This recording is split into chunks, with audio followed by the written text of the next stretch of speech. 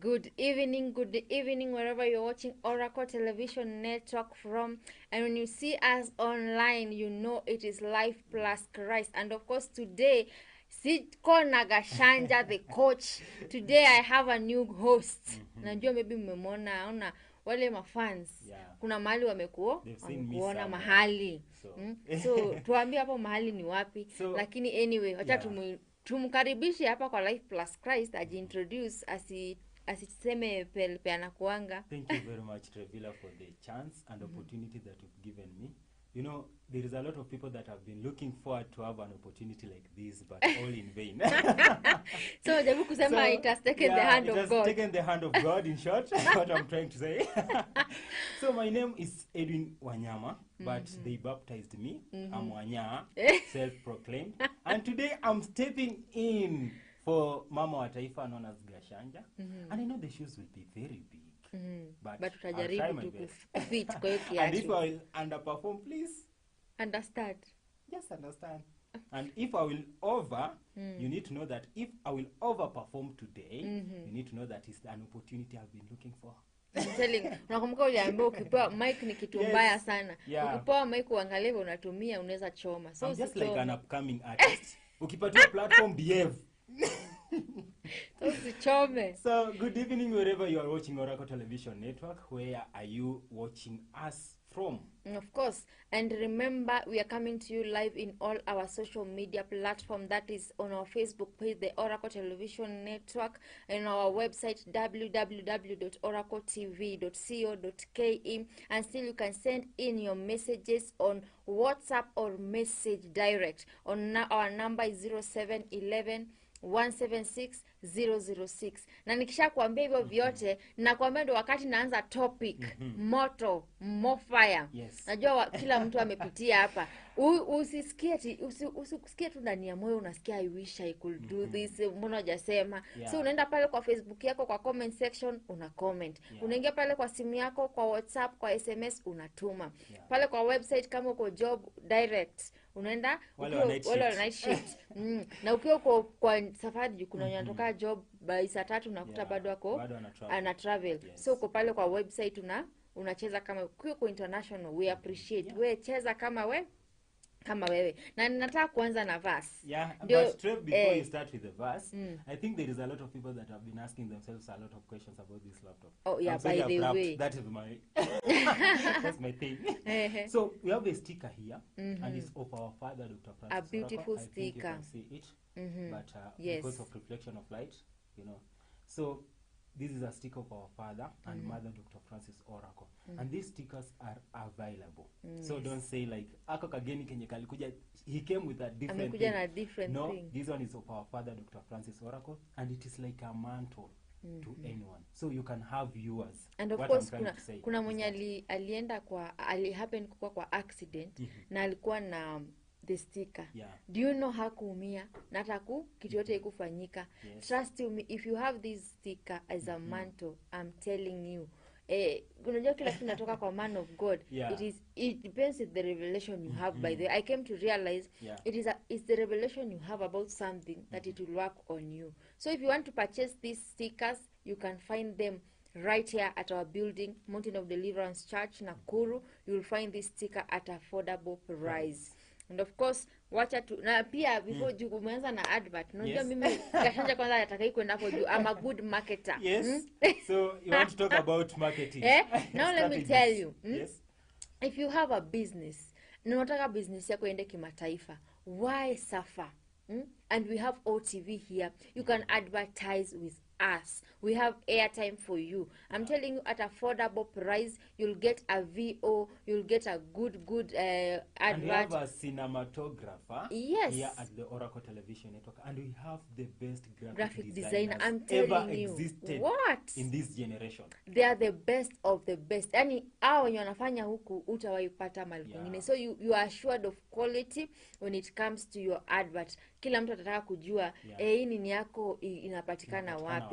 And of course, if you want to partner with Oracle TV, the door is wide open. You know, very there's some people that have been saying, Trev, that the doors are closed because of the first week. Yes. So they normally say that, and they assume that the first week ndio huwa ni wiki ya kupartner with Oracle Television Network. Yeah. Please, the doors are still open for you to partner with Oracle Television Network. Yes, and you can send your money on our number that is 0701343434.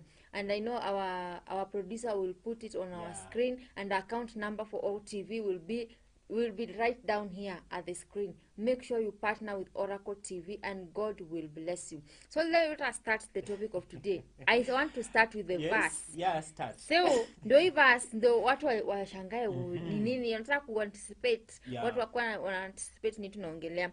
I read from the book of Ephesians 4:32. It says, be kind and compassionate to one another, forgiving each other just as in Christ God has forgiven you. Yes. The Bible states clearly, you be kind To and one compassionate to one another, just as Christ God has forgiven you. Why did I start with this verse? Today we want to talk about forgiveness. Watu wengi wamekosewa huku nje. I'll say that one with a big smile. Yes, I will smile. You smile. Because I know there is a lot of people that are bitter. Yes. Now, this is the truth. Because sometimes you anaenda kwa ground, and I know there is some people that are bitter. Most people. Most people are bitter, especially Kenyans. We are bitter. Yes. There is some people that they are bitter with the government, saying that this government, before they got into power, they promised us this and this and that, but now they are not delivering. We are not seeing anything. We are not seeing the fruits, you see, of their work. Yeah. So they are bitter with the government. There's some people also who are bitter because today in Nakuru it rained. Yes. In Nairobi it rained. Yes. And they were planning to go to work. So they became bitter. And they say that, sasa imuvua, shida ni nini? Yes. There's some people that are bitter with their family members. There are some people who are bitter with their parents. So we live in the world that is full of bitterness. And Trev, also on Saturday, I came also to realize that Hamas and Israelites, they are bitter with each other. So that's why they decided to finish their war physically. Yani tumeshapigana na huko. Yeah, vita vya kiroho sasa. Imeshafika sasa point. Let's fight now. Tupimane nguvu sasa. And even football fans, most of them are bitter. Actually, watching Arsenal being defeated, watching Manchester City being defeated, they end up deciding like, apana, I cannot bear this one anymore. Wacha tumalizie kitu kwa mkono. Kwa mkono. Na mnapigana kabisa, mnaumizana serious. Most people don't know the art of forgiveness. Kwa nini watu wanaambiwa forgive? And to start off, let us start with the definition of forgiveness. Kwa sababu kuna mtu anasema mimi nimesha forgive, hata ajui maybe forgive ni nini. Unaulizanga wanyo umeforgive? Niliforgive kitambo. But they don't know that there are different types of forgiveness. And also this forgiveness, we know we live in a different we have different assumptions. We have different, like kila mtu akona falasi yake. Yule nyasema anaweza define forgiveness. Yani I can say that everyone is a philosopher under the sun. Of their because own. You can come with your own statement and with your own phrases of defining what forgiveness is. Niona mpaka hata kwa dictionary kuna watu wenye wanaandika and inakuwa added. So you can define forgiveness in your own term, but you don't have to describe forgiveness in general. Yes. Of course, forgiveness means different things to different people, but in general it involves an intentional decision to let go of resentment and anger. And resentment in other terms is bitterness. Ndio kuna mtu anasema ni umetumia English. Resentment ni tulikuwa tunaambiwa nini? Synonym. Yeah, it's just a synonym. Yes, of bitterness. Yes. You let go. The act that hurt or offended you might always be with you. Sasa kuforgive ni kulet go. Ni kuachilia. Na ulikuta nilikuwa naona couples anasema nilikuta maybe my fiancé, my husband amenicheat, but I decided to let go. You see what, Trev? There's some people who normally go even an extra mile of ile enye anampata wazi cheating in a matrimonial bed with someone. But to let that go is kinda difficult because there's some people that say that wanya umenikosea hapa, Trev umenikosea, will not finish that one under the sun. Yote yeah. tutatumalizia wapi? Mbinguni. Yeah, forgiveness yetu ni mpaka tu tuone Mungu. Mungu ndiye ataamua. Mungu ataamua kesi akiwa hapa. Yeah, mimi lazima tu nimalizane nawe mbinguni. So kuna wale watu wenye imefikia ile kiwango yenye ile bitterness wanaishi nayo si kiwango kidogo, is very big. They don't know that this thing is affecting their lives in one way or the other. Maybe if I might give you an example, Trev, from the Bible. Yes. Do you remember there was this one, the son of Eli, after the curse now was passed, and I'm talking about Ahimelech, son of Ahitub. So remember the story of Saul and Ahimelech. Yeah. Ahimelech hosted David by the time which Saul alikuwa anamtafuta David kama mnyama kila wakati. Yani Saul could spend time looking for David everywhere just to kill him. Yeah, just to kill him. So by the time which Ahimelech decided to take David and give him some food and all the stuffs, and he did not know that this man is being searched by David, by Saul. Saul is looking for this man like everywhere. So akamua wacha nimsaidie because he's coming from the king. He's been serving the king. But look what happened. Ahimelech akamwachilia David akaenda, and all of a sudden Saul called for all of them. Yes. The priests now family, and they went to see Saul. And that the verdict was passed that you decided to help David escape, who is my enemy. Now, which means that you have joined him. Yes. So he decided to kill all of them through his personal bodyguard. And he slew 84 priests. Yes. These are the people that they even didn't know what was happening. Some were the children that they even don't know what was happening. They didn't know what was happening. They didn't have any idea. But lack of that forgiveness and the bitterness yenye Saul alikuwa nayo, aliamua kuwaua wote. And people are bitter. And even in the Bible, we have several examples. For example, through sacrifice, Cain developed bitterness against the brother. By just dreaming, kulala tu na kuota na kuambia ndugu zako that I've dreamed about this. The brothers also became bitter with Joseph. So bitterness is something that imekuwa kuanzia ile wakati. Na tunaona kwamba bitterness most of the time inakufanya, of course hakuna siku yenye bitterness that could lead in a good way. Juu naangalia watu wengi wamepatikana kwa bitterness, nakuta mtu aliua bibi, kaua watoto na akajiua mwishowe. Maybe if I may also give you another example. There was this son of David known as Absalom and his brother Amnon. But this Absalom had a sister known as Tamar. So Amnon decided that one day I will sleep with my sister because she's very beautiful. He admired the beauty that this lady had. Now, I remember there is a time which he lied even to David, the king now. And he told him that, let my sister Tamar serve me. Let him serve me. Because when she serves me, I will feel better. And David just gave in because he did not know what will happen. But after now, Amnon raped Tamar, he even developed hatred to her. Yani, umelala na mtu, alafu una develop hiyo hatred, ile bitterness, na akamchukia kabisa. So Tamar decided to go and visit his brother, Absalom. You see? Na Absalom akakuja kurealize that there is something that this Amnon amefanya with my sister. So akaongelesha dada yake polepole. Unajua venye mabrothers wako. You talk with your sister in a good way. Protective. Caring for the sister. Then the sister decided that I will open to my brother. Then what happened was that Absalom became now bitter with his brother Amnon. And one day he organized for a party. Just like the way mtu anaweza kuambia, Trev, we are all brothers. We are all cousins. Let's organize for a party so that we celebrate together. Only to target Amnon and kill him. Because of bitterness. You raped my sister. This thing haitaishia hapa. You must die so that dadangu aishi kwa amani. That is bitterness. unforgiveness can make you do crazy things. And watu wengi wenye forgive watu ndio wanakuanga vengeful. Mtu unafikiria anakwambia mimi nimekuforgive tu, lakini that person is so vengeful, he can do or she can do anything. Uni mtu mwenye atapanga, unaona kama mimi nasema always blame Absalom. Alipanga. The most of the time unaonanga ule mtu akona wivu na mtu anakuita tu sherehe. Anasema kwanza siku hizi sherehe za siku hizi mimi sijui ni juu nikwambia niko spiritual ama nini. Mimi I can't go to sherehe. Sieti ni sababu ndio mahali penye vitu mingi zinafanikia. Unakuta mtu unajua huwezi jua nani anakupenda.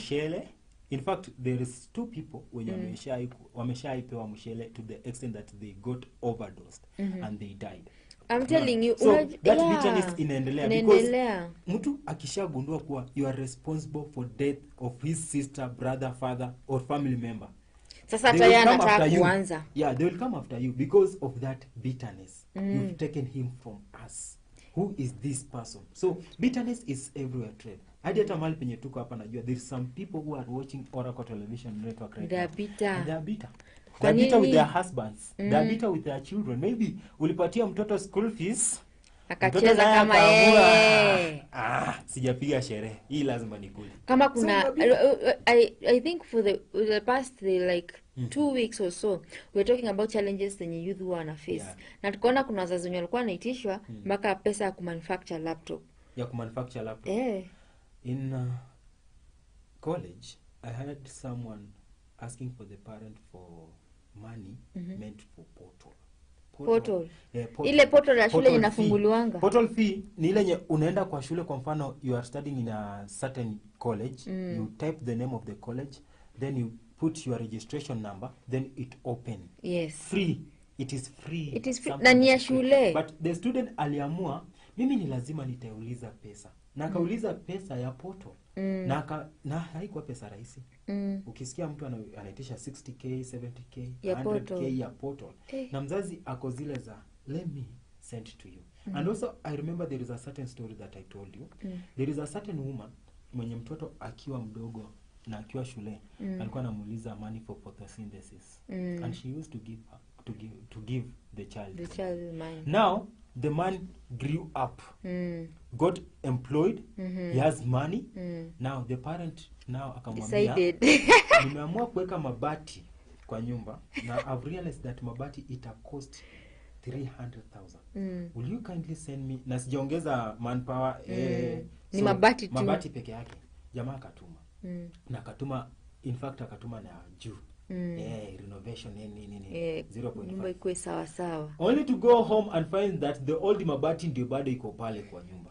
And by the time which he asked the mother akamwambia in fact it is very nice for you, I didn't know that you will have that audacity to ask me about the money. By the time which you are asking for the money for photosynthesis, did I ask you questions? I just provided the money. Ini vengeful. Mzazi amengojea hata wewe ukue, which means that there is some people, Trev, when you work on a bitterness ya 1952 now they are still living with that bitterness even they will right not now. show you. They will not even show you. They will greet you, they will hug you, you will make stories. Mtakuwa hapo nje mnapiga story na mnapeana high five. Kumbe mtu anapanga tu bana kumeza tu pole tu. This world is funny. Bitterness is everywhere.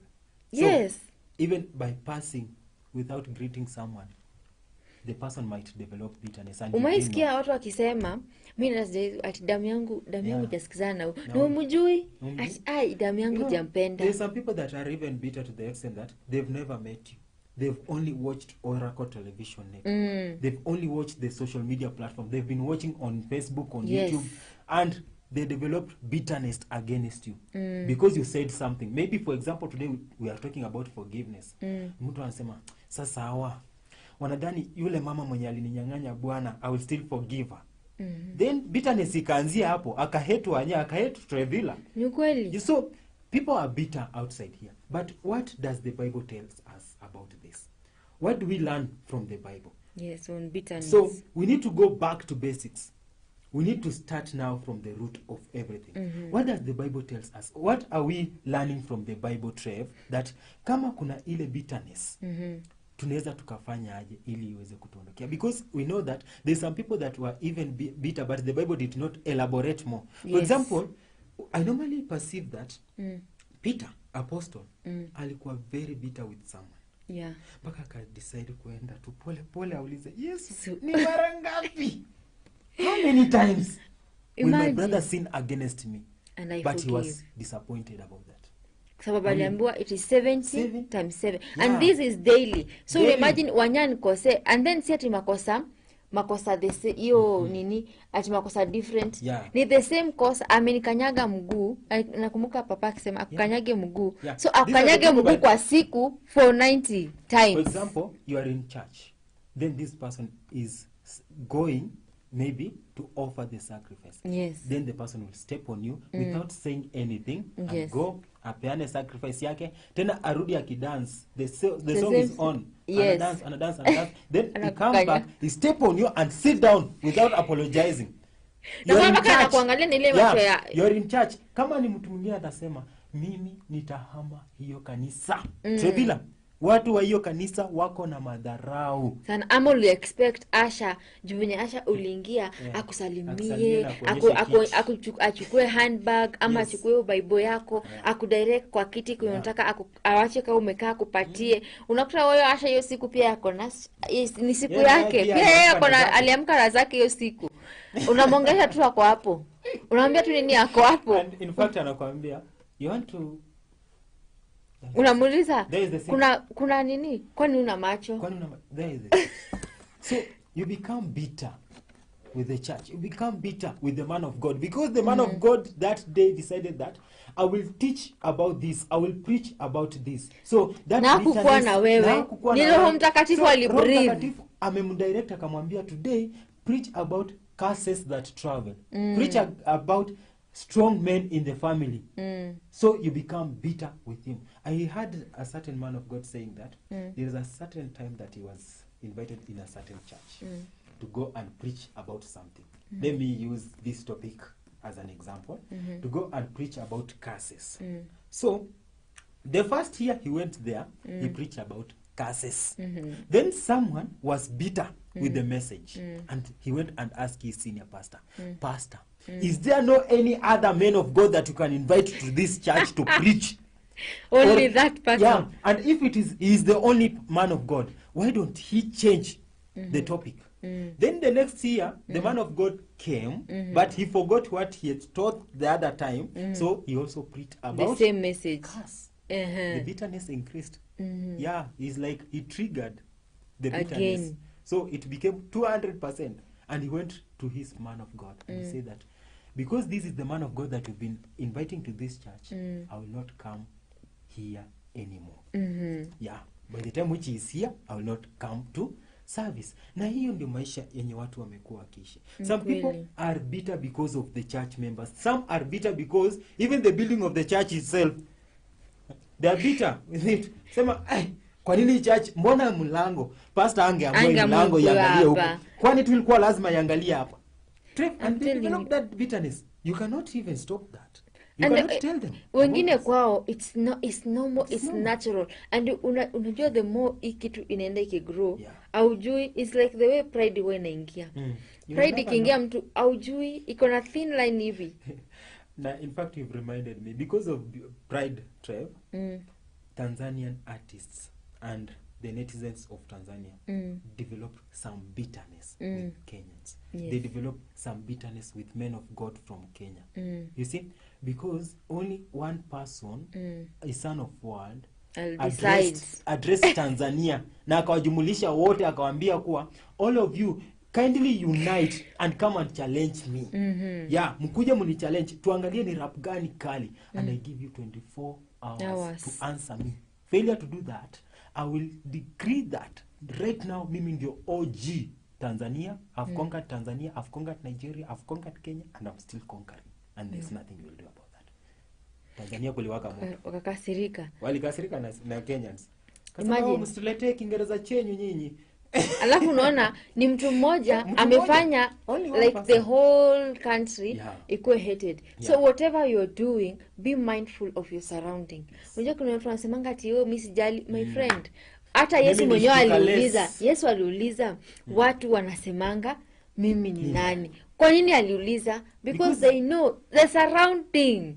Na unajua Trev, maybe something that also impressed me very much. Even by the birth of Jesus Christ.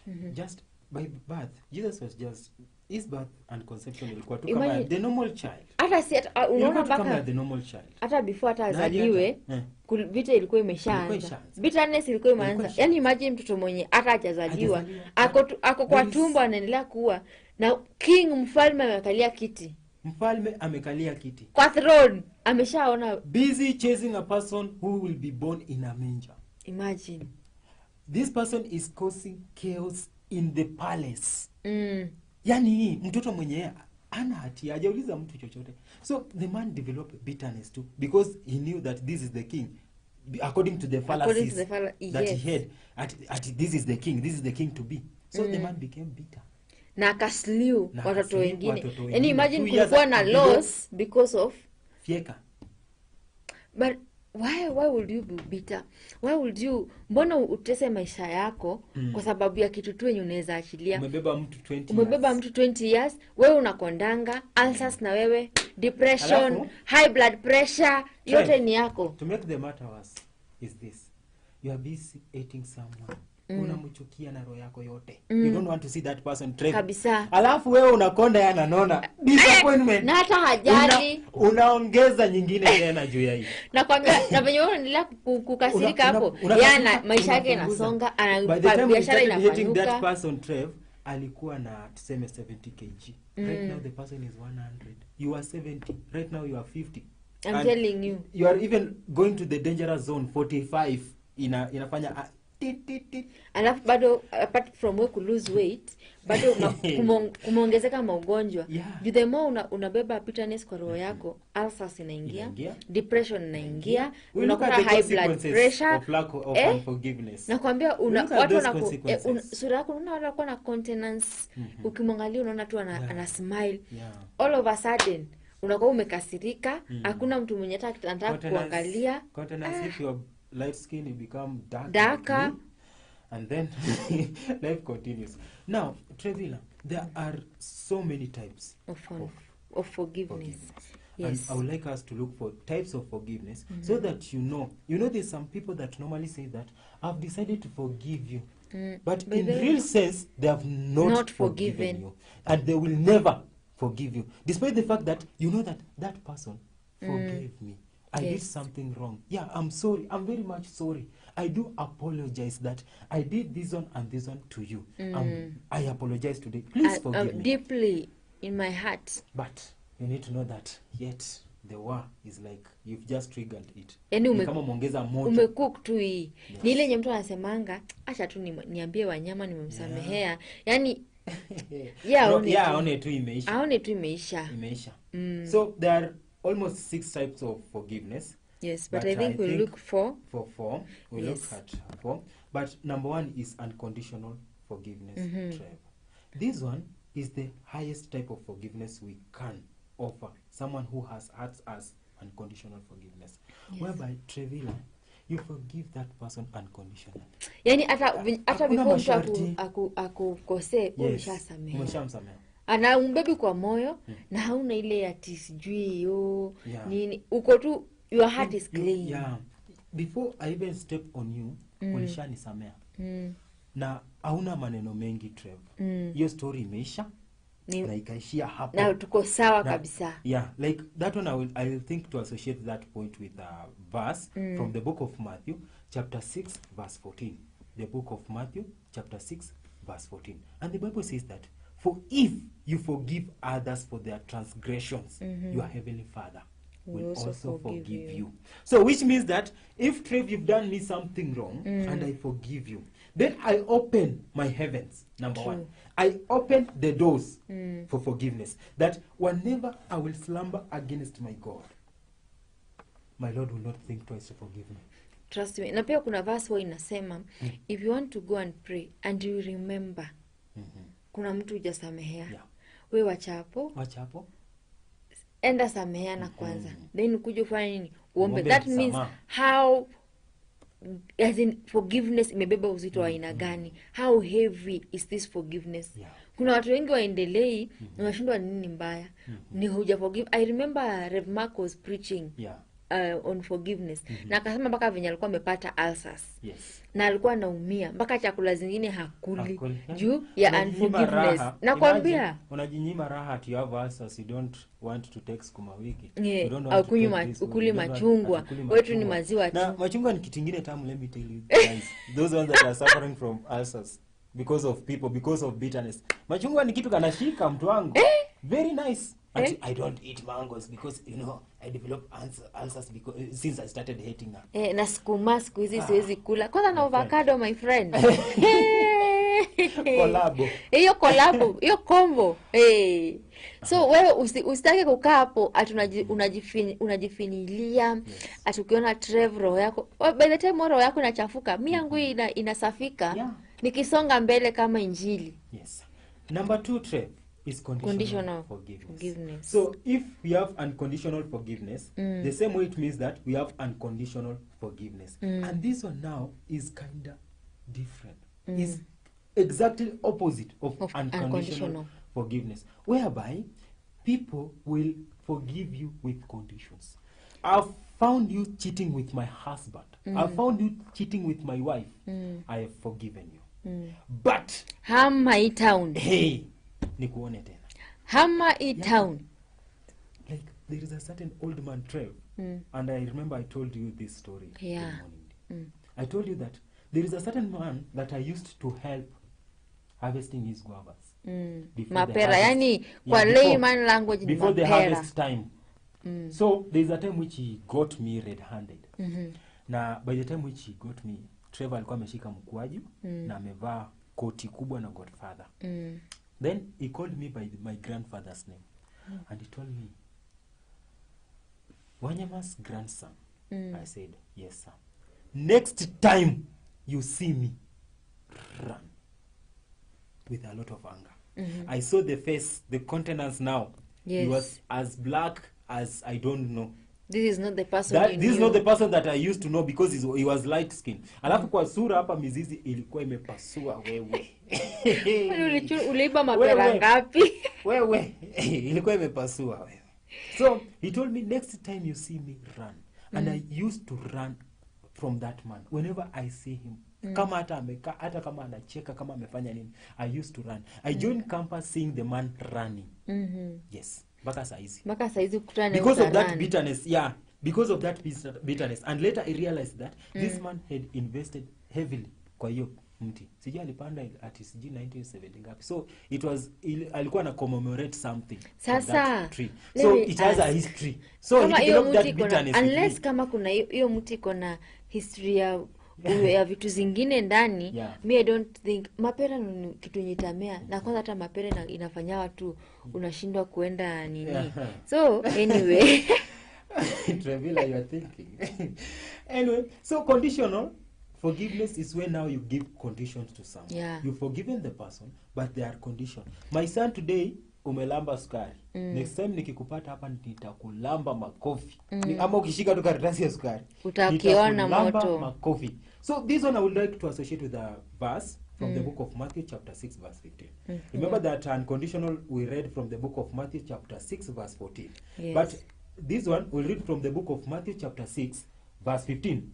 But it says that, but if you do not forgive others, then your Father will not forgive your transgressions. He will not forgive you. So which means that there is time, Trevilla, you might go to God crying. Unapiga masama sotapo mbele hapo anakuangalia tu, because he will not forgive you. Remember, you've carried someone for 20 good years. Yes. Asking for forgiveness from God.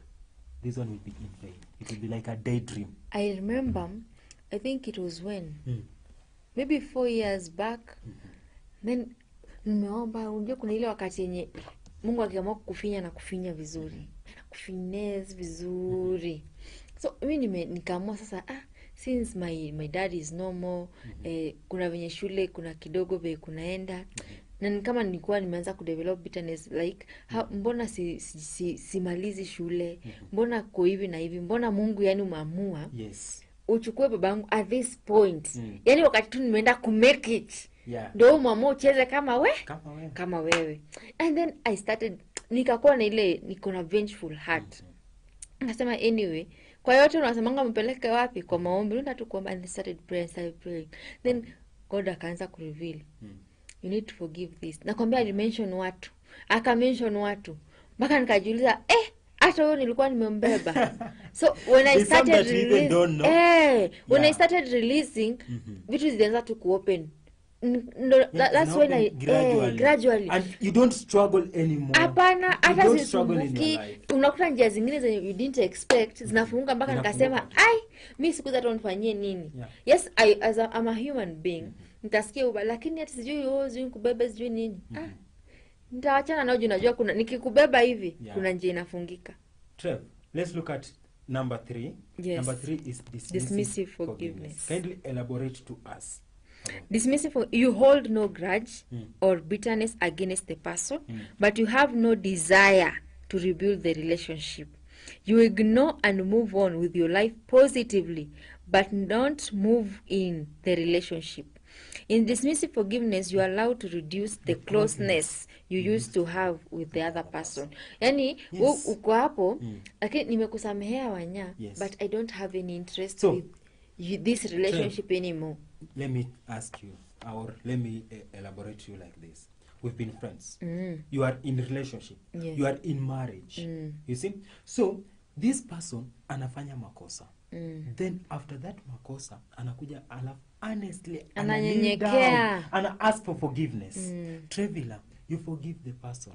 Yes. But you hold no grudges. Yes. You've left them free. Yes. Lakini relationship yetu, the relationship is over. No more.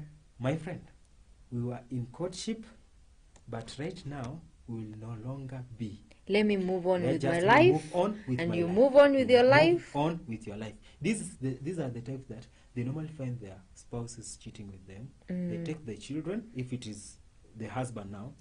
They take the children and go and tell you that nikikupata kwa barabara we'll still tutaongea, we'll have fun, but kurudiana, my friend, it's a no go zone. Yes.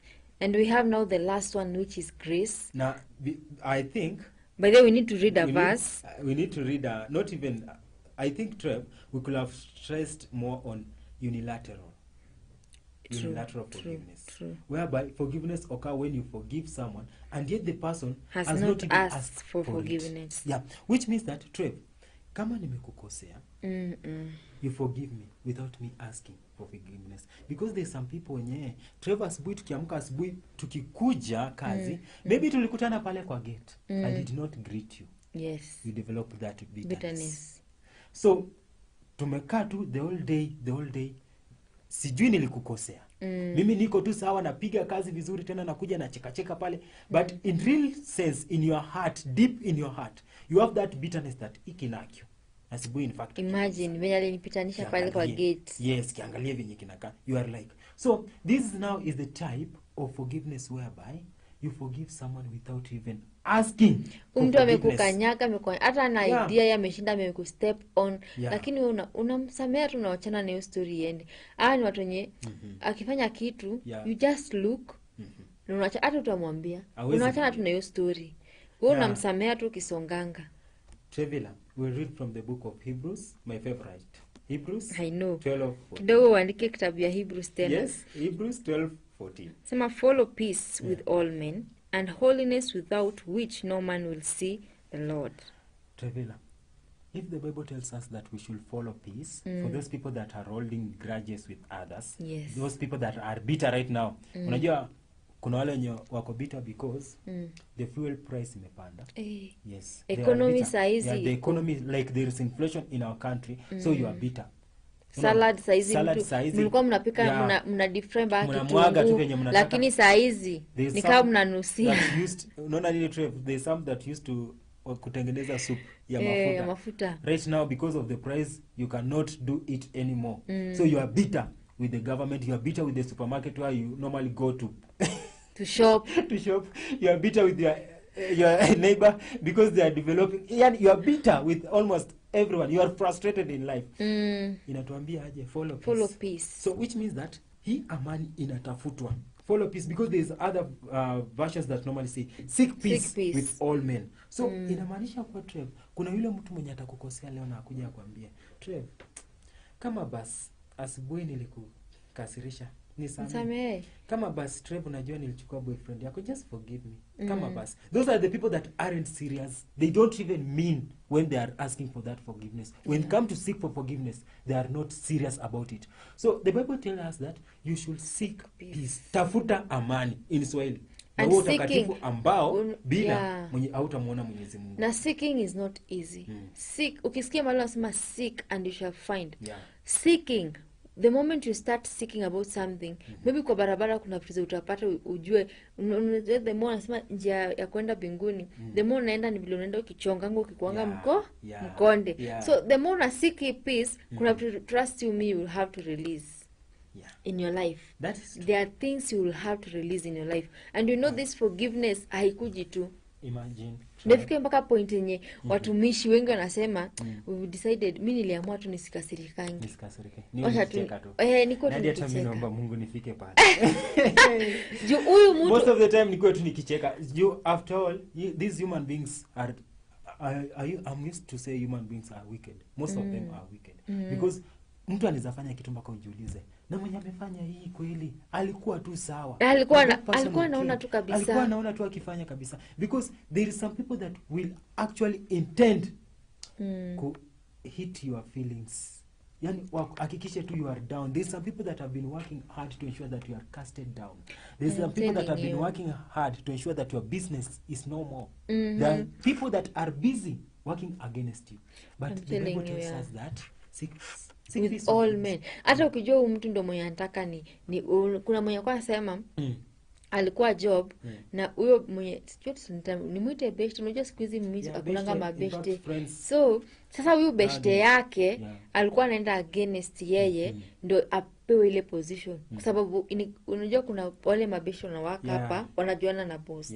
Sasa alikuwa anajua boss anataka kupromote huyu, akajua mimi na mimi ndacheza kama mimi, akacheza kama yeye, huyo akapromote, yeye huyo akafutwa, yeye akakuwa promoted. So even if you know these things zimefanyika, just seek peace, kwa sababu God is, kuna kitu yenyeonyesha na kiniambia God is the final judge. So you see what I like about our Lord is that we just be just to men. Do what is right. The others we wachia Mwenyezi Mungu. Yeye atacheza kama yeye. God will judge between you and others. Unajua, for example, kama una serve somewhere, you are working somewhere, and then your friend ana come against you, Trev. Maybe your time to be there was over.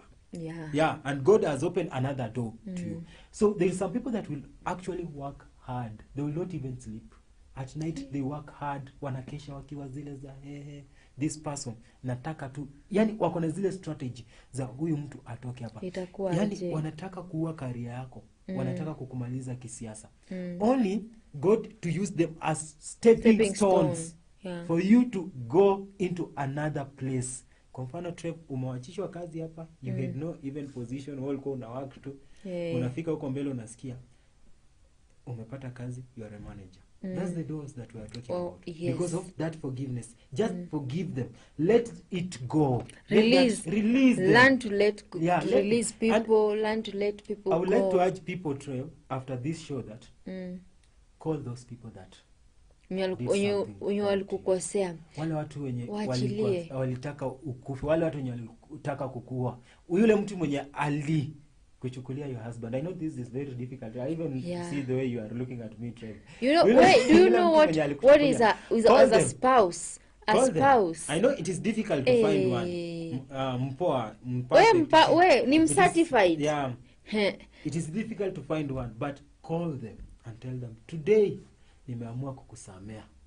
Don't let them even ask for forgiveness, because we've seen for the types of the forgiveness. Don't let them ask, forgive them and live your life. Ensure that unaishi maisha yenye furaha. And I'm telling you, once you're happy, things just run smoothly.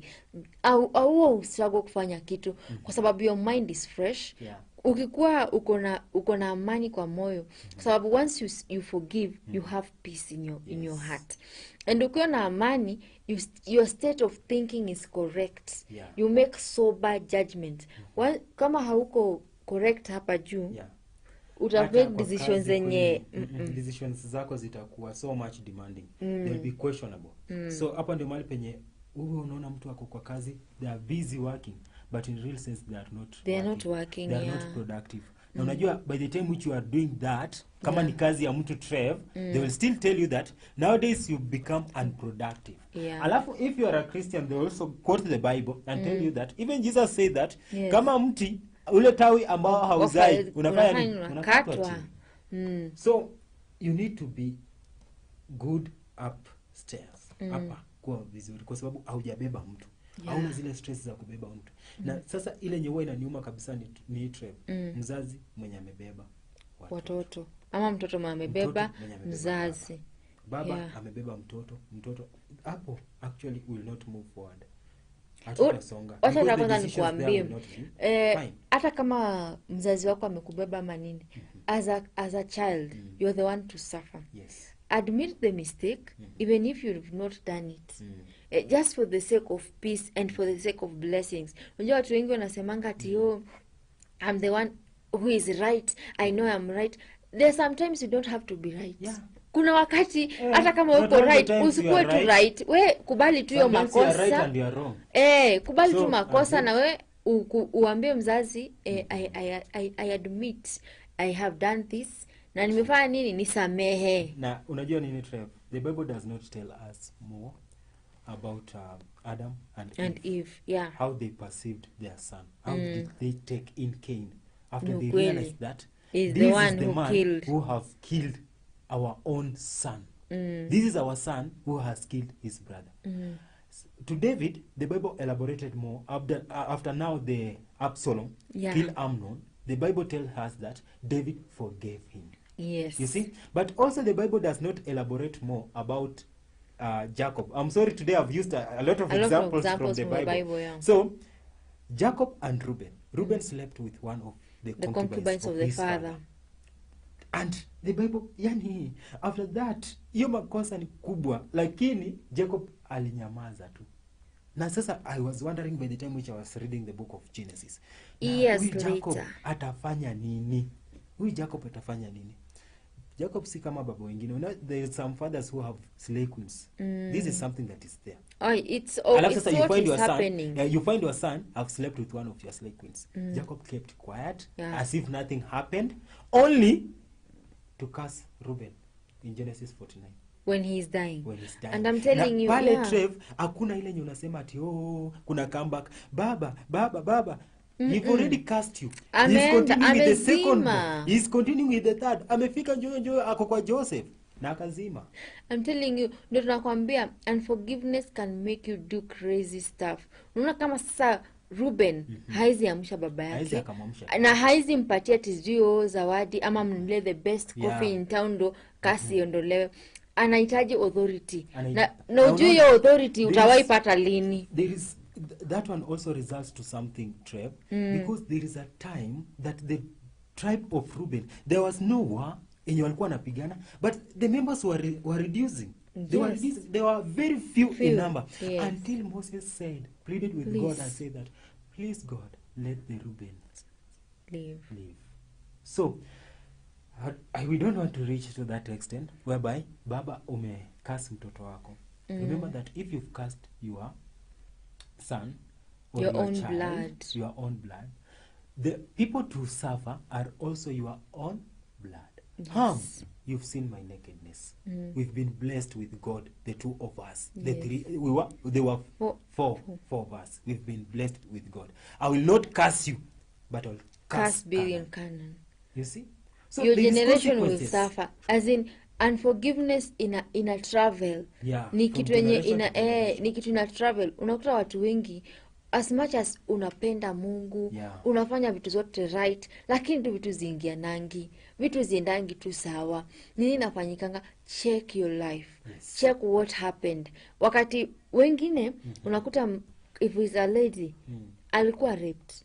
Na akashika mimba na najua abortion is wrong. The bitterness now akaamua be transferred. Akaamua tu acha nibebe hii mimba ni zae. So this woman carried the pregnancy with a lot of bitterness. Hiyo bitterness kuingia. The woman will hate the child to be born. Yes. I'm telling you. So it is good to forgive. Na kama pia umepitia situation kama yenye tumesema, una understand ya kwamba ilifanyika. Maybe I don't know my father. This happened to my mother. And it's okay for my mother to be bitter. But me, I choose to release. Usijifungie maisha kwa sababu ya mambo mingi. Choose to release people. Usikuwe na ulcers, usikuwe na depression, usikuwe na masira mbovu kwa sababu tu ya kitu kenye unaweza wachilia. Learn to let go. Learn to live a free life. Remember, this is Life+Christ, and of course we are coming to you live at this night. Tukikwambia kwamba siku ni mzuri, tujakuja na ubad, tumekuja tu kukwambia achilia. Achilia tu watu. Ukiona hata wanyama na sweat at night, you need to know that achilia watu. Achilia watu, waache. Achana nao. Mwenye alikukanyaga leo hili nyesha ikakukasirisha, please achilia ishe. Usilale usiku Trev kama bado uko na hasira. Utakaribisha hata madimoni. Achilia watu.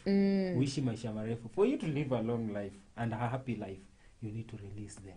Those people that did wrong to you, I know it hurts a lot.